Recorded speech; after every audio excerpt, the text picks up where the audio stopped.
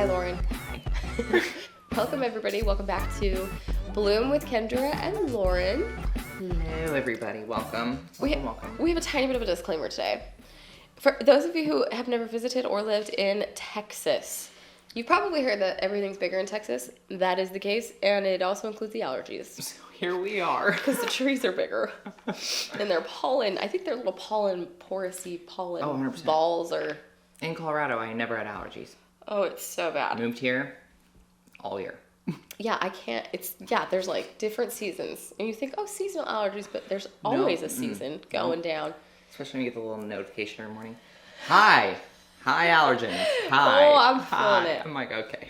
So we may take a couple breaks for some sneezing fits, but it's fine. We are here, and it's great. And we have something I think it's very exciting to talk about today, and that is authenticity, which is a word thrown around a lot. And I think there's a lot of elements we could touch on when it comes to authenticity, but we specifically, at least our intention is, we want to touch on the freedom that comes with being authentically yourself, and also just how short life truly is. And it's just like, you don't want to waste it not being just fully who you are, like thriving in yourself as yourself. I agree. You know? Yes, and it's also the sense of like, is it holding you back if you're not truly who you are? Are you being able to do what you want to do? And it's just being able to look at yourself and be aware of what you're doing, how you're acting, who you are, and even just like your day-to-day actions, like little things. Yeah, it affects everything. I heard this song. Okay, are you familiar with Casey Musgraves? So, yes. Okay, she sings 2 songs that made me come alive. So I call myself a recovering people pleaser. Oh my gosh, okay, I love it. I do.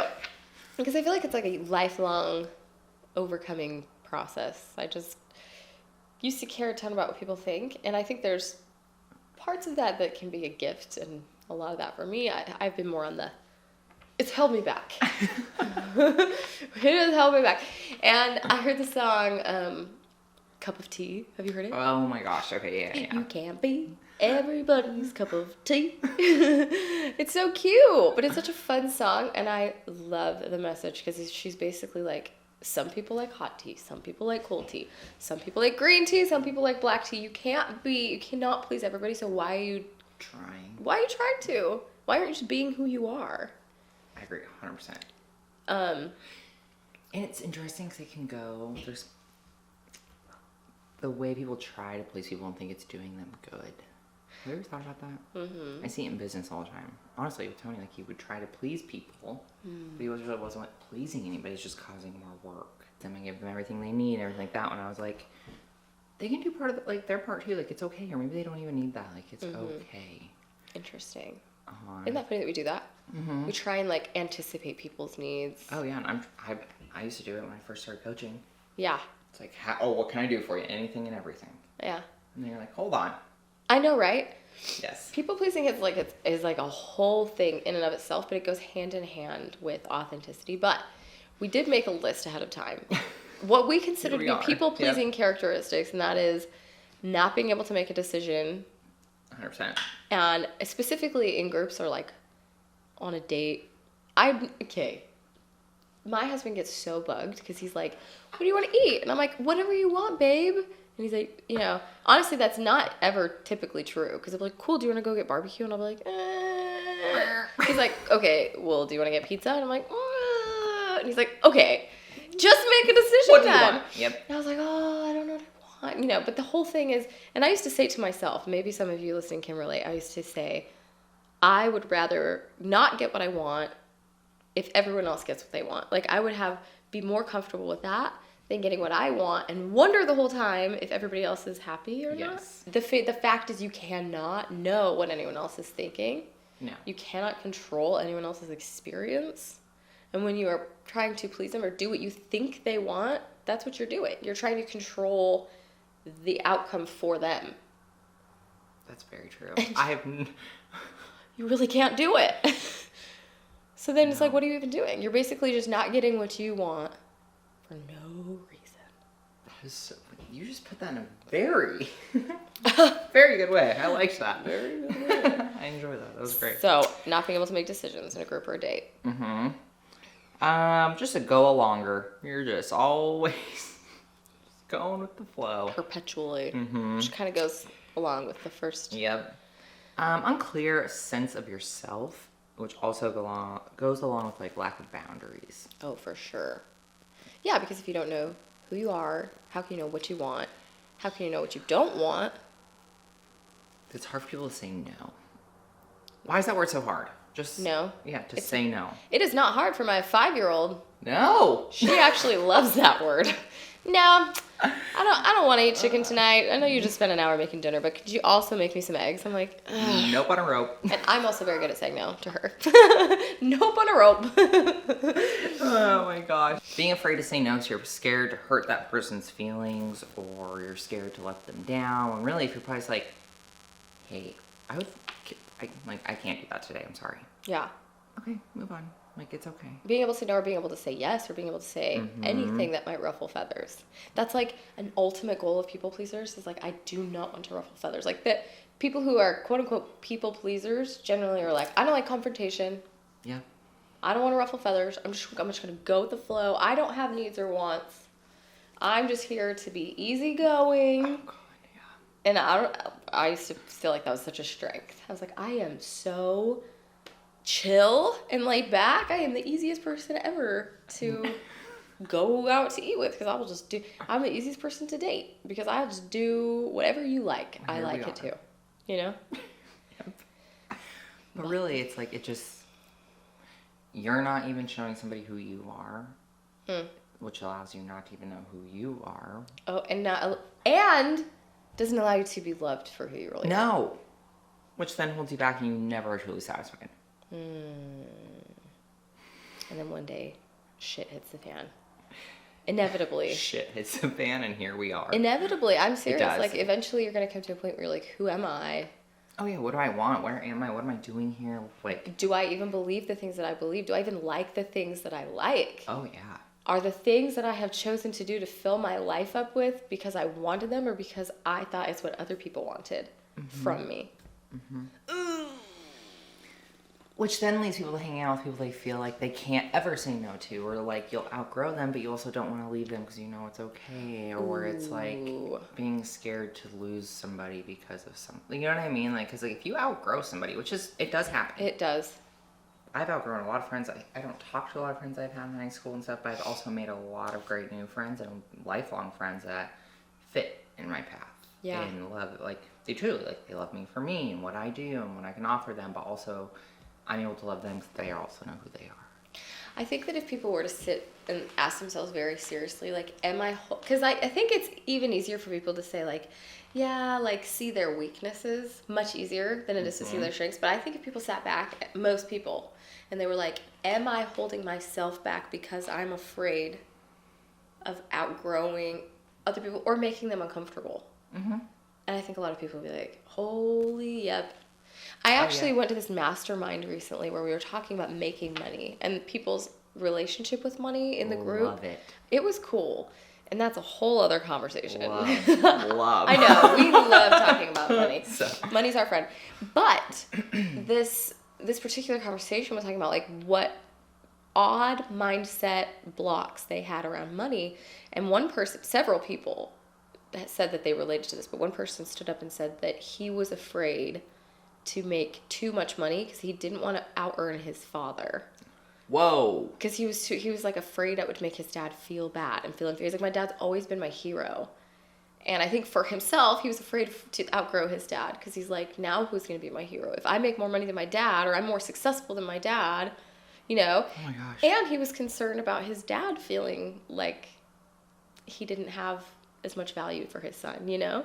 None of those things, I mean, neither of those things could have been true. Like, you don't know until you're in the situation, right? But that was a fear that kept him from growing. So, being able to let go of other people's quote-unquote expectations as a people pleaser, it allows you not only to come to terms with some, like, the basic things like who am I and what do I like and what do I believe, what do I want, but it also gives you more room to grow and to change and to shift and in any direction, which leads us back to the first thing we said, that authenticity really equals freedom. it just gives you, honestly, it gives you, like, I want to say also the momentum and the confidence or even the courage to just do. Yeah. Because, like, when you're not trying to, like, people please for anybody or worry about what everyone else is thinking, your mind's clear on what you want to do, and you'll just go. Not even what you want to do. Let's go back to people, too. True. Like, people really want to take care of each other, and they're like, I'm fine with being a people pleaser because I like taking care of other people. But look, if you are too concerned with other people, then you're not actually available to see them. And I told this story in another conversation we had that whatever, but it won't be on our podcast, so I can say it again. But I remember a very clear experience very, very recently. I remember specifically making a choice to show up exactly as myself at the airport. Like, I dressed the way I wanted to dress. I didn't wear a mask. I walked around consciously not letting myself worry about what other people were thinking of me. And what was fascinating about that is that that space that I usually held for questions, like, oh, I wonder if and this person's looking at me weird, and do I look funny, and like, is my shoulder showing too much, or am I walking too loud, or whatever it is I was thinking, I all of a sudden had this like open space in my mind to like think about other people, and I was actually seeing the people around me and not worrying what they were thinking. I was more looking at them. It's like observing them and being like aware of them instead of aware of myself. So as unselfish as it sounds to be a people pleaser, it can be incredibly selfish because you're actually worrying more about yourself than you are about other people because you're trying to get them to like you. Oh my, yes. You know what I mean? Yeah. You know what I'm saying? I don't know. I say that so much. I apologize in advance, but I don't apologize because it's me. Okay? I am being myself. But that's true, though. And it also is like, I always say, too, it's like, if you're going to be in a role of some sort, if you are teaching or coaching or speaking, or if you, even in a workplace, like if you work in a corporate job and you manage a team of people and you have to speak at a meeting, and it's like, if you can't come in there as you and present what you have to offer, you're cutting not only yourself short, but your entire team short. Yeah. Because you're not even showing your own potential to show what you know and your knowledge and your strengths and like what you can bring to the table. Okay, so Lauren, you are somebody who I would consider very authentic. Oh, yes. Like, you are the same consistently. Like, in any situation around any group of people, you are just you, and I have always really admired and valued that about you. You're welcome. So give me and anybody listening some tactical advice. Like, if you could give advice to us on how to be more authentic, how to be more comfortable in your own skin, what would you say? I'm big on tooting my own horn. Me. Yep. What does it sound like? I'm just always like, you know what? Like, I'm just like, toot. So, That's a really, cute one. I am big. This is one thing I was always terrible at. And I was like, you know what? Let's be real. This is just, it's not helping me. And that is receiving a compliment. Ooh. That was the biggest game changer for me in the very beginning, is like when somebody would give me a compliment, instead of being like, oh my God, no, this looks terrible on me. When you do that, so you need to think about it. Somebody walks up to you and they say, oh my God, I love your shirt. It makes your arms look great. And you're like, oh my God, no, my arms are so fat and this shirt looks terrible. I'm going to break this down for you. I'm cringing. This person felt really good, had great energy, took the time to walk up to you and be like, you look so good. Like, they wanted to make you feel good, and in their mind, their soul, they're like, oh my God. Like, I want to go help that person, just make them feel good. You turned around and basically was like, shut down. Shut it, don't care. Shut down. Why would you do that? That's ridiculous. Don't tell me that. Yeah, and they may have even been like envious to some degree. Like, I love your arms. I wish my arms looked like that. But they wanted to say something. And So you just literally backhanded them. Well, and I will say too, like, they'll stop, like, especially if you do this to people that love you, like, They'll stop saying it. They'll stop complimenting you, and then you'll start to be like, wait, do you like me? Do you love me? Like, my husband and I went through this because I love him. He's an open book, so he feels usually pretty comfortable with the things that I share. I'll share stuff too, babe. Don't you worry. I will be an open book too. But he historically has not been great at taking compliments. It's hard. And I stopped giving them to him. And he's like, at one point I was like, it doesn't matter what I say. You don't believe me. No, because that's exactly what it is whatever you say out loud back to them, you're going to hear yourself first before you hear anybody else. So the moment you say, no, I'm fat, okay, I'm sorry, that's a terrible reference, but it's only mine. It's fine. It's like, guess what? You say that out loud to yourself enough throughout the day, that's the only thing you hear. Nobody else can mask it. Like, you'll always hear yourself first. Hashtag affirmations. What's up? Here we are. And that's another part of what I did. So, I think that's like a 2010s thing. Hashtag, like with the fingers. Sorry, I'm showing my age. Hashtag that. But the moment, all you have to do, and I literally tell this to all my clients, I tell it to Tony, to myself, my mom, I've told it to my mom, you literally say, thank you so much, I've been working really hard, or thank you, I love it, I just bought this, or we all know the golden rule, thank you, I got it at Target. Thank you, I got it at Target. You have to tell them where you got it. For $5.99. Yep. Like, I got this on sale. And then I always compliment the person back. Oh, that's nice. Now you feel good and they feel good. Everyone walks away in a good spot. Huh. So tooting your own horn. Oh yeah. Starting with accepting compliments. You accept a compliment, you compliment yourself every day. There's a difference between cocky and humble. You can be like, I am the best at typing. It's like, what? No, like, no, look at this really cool thing I put together for my clients. I'm really proud of it. How you present things and present yourself and your work and your efforts is huge, and whatever you say out loud is what you're gonna hear. So yeah. And even if it's negative in your head too, like, do not say it. There's no reason to. We're cultivating a relationship with ourselves. Exactly. Too. And I can see very clearly how this can help with being more yourself, because if you are not nice to yourself, then you're probably right, and you're not gonna have open communication. You're not gonna have that good relationship with yourself. So how are you gonna be able to actually look at yourself and know yourself if you don't want to look at yourself because you don't like yourself? Exactly. So it's like that's a very important step in being who you are, is being able to love who you are. Love who you are, love others, appreciate who you are, and it's so simple, but it's like, though, that was the biggest thing I ever did. I love that for you. And then I literally would just, there's a difference also, like I said, in like showing off what you do and being like proud of your work. There's two different ways of doing it, and make sure like you're not embarrassed to like share accomplishments with somebody, because if you are, you're in the wrong group of people. Good point. If you cannot share things with people like that and you're too shy or too embarrassed, it's like you're now thinking about what they're thinking of you, and it's not the right group of people. If they're gonna make you feel bad about doing awesome things, then they're maybe not the people for you. And maybe that's a sign you've outgrown them.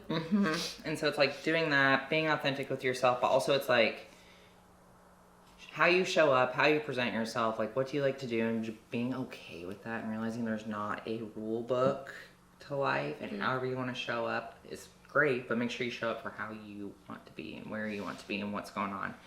And also too, it's like, have wild dreams. It's okay. I have some of the weirdest. I just envision myself doing all these things, being somewhere. Most of the time, I just make them happen. I'm very just like on a whim. Like, I don't really know the plan, but guess what? I'm going to do it. I just jump and go and run. Here we are doing that right now in this exact moment. How do you do a podcast? Not sure. Let's try. Sure. Here we go. Set it up. Not sure. Let's try it though. And honestly too, it's like not being scared. Because I was my junior year of high school, I quit basketball, and so we all know how mean girls can be. I got like shunned out of the school, essentially. Like, shunned right out the door. I'm out. Bye. Doesn't exist. And that for me was a big changing moment, and I really don't think I like knew who I was or who I wanted to be probably until I was like 22, 23. That's young, honestly. I think there's people out there who still don't really feel like they know who they are, that are much older. And I think it's realizing too that everyone is in a different phase of life. You can't compare your chapter 2 to somebody else's chapter 12. They've already experienced everything in between, and every lesson you learn, everything you go through is your chapter of life, and it's your personalized life lesson that you need to learn to go on to your next chapter. Especially important to remember in a relationship. Oh yeah, like your significant other. You're gonna be on different paths. You're nurturing the same marriage relationship, but you're two different people on two different paths, and you cannot expect people to be, I mean, I think we think almost like it's validating for someone to be right there with us, to be like, yeah, I feel the same way and I think the same thing, and you're like, we can all have a friend like that. You're like that for me. Like, I sometimes talk to people and I'm like, I sound like I'm psychotic, like or like just like I can't chill, or overly ambitious. But then I talk to Lauren and she's like, same, let's go, let's do it, I'm in. Let's just go. And I'm like, oh, so we can all have that person. Maybe we have different capacities in different arenas of life that can validate us, but it doesn't always have to be your spouse. No, authenticity in your marriage is a big. It's hard sometimes to be very authentic in a marriage because ruffling feathers is the last thing you want to do. But it happens at home. Yeah, it does. But it's okay. So it's like just realizing, like, accept who you are, be proud of who you are, and just honestly be nice to yourself for a moment, and you'll grow, you'll flourish, you'll bloom. So I was reading. You'll bloom. You will. I was reading something recently on radical acceptance, which is basically exactly what it sounds like just completely accepting and immediately and overwhelmingly accepting yourself. So radically accepting yourself. And one of the tactical ways to do that was to choose something that you've always wanted to do, but you know you would fail at it, and do it anyway with the intention to fail. Oh, I love it. Because what that does is it shows you that, like, it's like communicating to yourself that you can do things even if you're not going to succeed. Oh, yeah. Without, like, if you want to do it, just do it. And you see, like, that failure, you start to cultivate a better relationship with failure. You're like, it's not bad to fail. No, it's all right. It is great. But I thought that was such a cool concept of, like, failing on purpose and how that can lead to radically accepting yourself, because then you don't have these stipulations of, like, I will like myself, I will accept myself, I will embrace myself, once X, Y, Z. And radical acceptance just means nope, now, always and forever, no matter what I do, whether I fail or win, whether I look good doing it or not, or whether I'm alone or with people that I love. A huge tool in being yourself. It's just radically accepting yourself. That's awesome. And on that failure thing too, it's like people are so scared to fail, but you actually, I think it's good. You have to. You have to trip.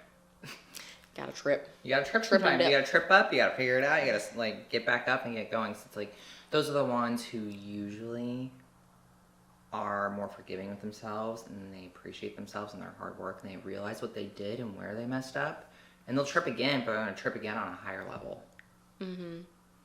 And so it's like, you cannot be scared to fail, because if you don't fail, we're going to stay in that one same spot with those same ideas and those same beliefs, and you really are never going to know who you are or what you're capable of either. Just safe and cozy. We all like to be cozy, but you can't be that cozy. You should just be cozy at the end of the day. Go be uncomfortable all day and then come home and cozy up on your couch with your dogs and your husband or your wife or your girl, whoever. Just save the coziness for before bed. Okay, so I have another Casey Musgrave song, honorable mention. Let's do it. She's all about this, like, just being you. And I just think I love that about her. And I was going through a transformation myself, and that's when I really clinged on to some of her music, because it was like, but I remember driving and listening to the song Follow Your Arrow. And it's so good. And she says something, whatever she said, I could sing the song if I really wanted to, but really what she said made me think of my children. So I have 4 kids, and they're my stepkids, but they're my kids. And I was thinking about them growing up small, like staying in this bubble and doing what they were told, and feeling like that was the only way to be loved, is to be accepted by other people, be accepted and, do what they think they're supposed to do to be accepted. And in the song she goes, make lots of noise, kiss lots of boys, or kiss lots of girls if that's something you're into. You know what I mean? But it just spoke to me. I was like, yeah, we are here to make lots of noise. 100%. And kiss lots of boys. I've kissed lots of boys. Sorry, babe. He seriously. He's going to be like, what are you saying? What is going on? But it's true. And then it just, the feeling that I get when I think and feel the essence of authenticity is just pure freedom, and not just like I do what I want, but it fuels you. Peace and fuel and energy, and it's just fun. It feels fun, because then it's like, holy crap, like I can be downstairs and being super loud sometimes and telling, like I was this morning. I'm just like telling all these comedy bits, and like we're laughing, I'm being loud, and for a moment I was like, am I being too loud? Am I being annoying? I was like, don't care, here I am. This is how I feel like being right now. And then there are times where I'm like, I'm really enjoying like sitting by this tree, and I want to touch this tree, and I want to feel and be one with this tree, and people walk past, and for a second I'm like, I look psychotic, and then I'm like, don't care. This is what I want to do right now. I want to be one with this freaking tree. And it's just the same thing with singing with the windows down or dancing in the gym in between sets. Like, there's so much fun to be had when you radically accept yourself and stop taking responsibility for other people's experience. 100%. Specifically their experience of you. Yes. Like, you appreciate me or not? I don't care because I appreciate me. I am great. I am great. I love it. Well, we have a lot more stuff to talk about when it comes to authenticity and personal freedom, and we'll talk about it more in future episodes, but we are out of time for today. So we'll wrap it up, and we'll be back with more good stuff about all this, because this is a theme in all that is success and personal freedom and joy. So it will continue to come up. That's kind of why we wanted to touch on it first. Yes. Because we're like, it's kind of the overarching thing. The foundation. Yeah, that's right. The foundation. It is the foundation. Just plant, working in that soil. Laying it down. We're ready. We're here. Are we going to make like flower jokes the whole I could find a book on podcast? it probably. Just We're going to pot the potting soils down.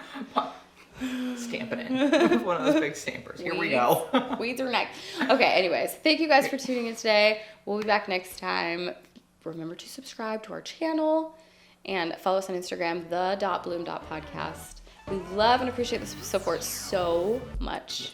We're excited. We're here. We're doing it. We're going to be here for a while. So we'll see you next time. Thanks, guys. Bye.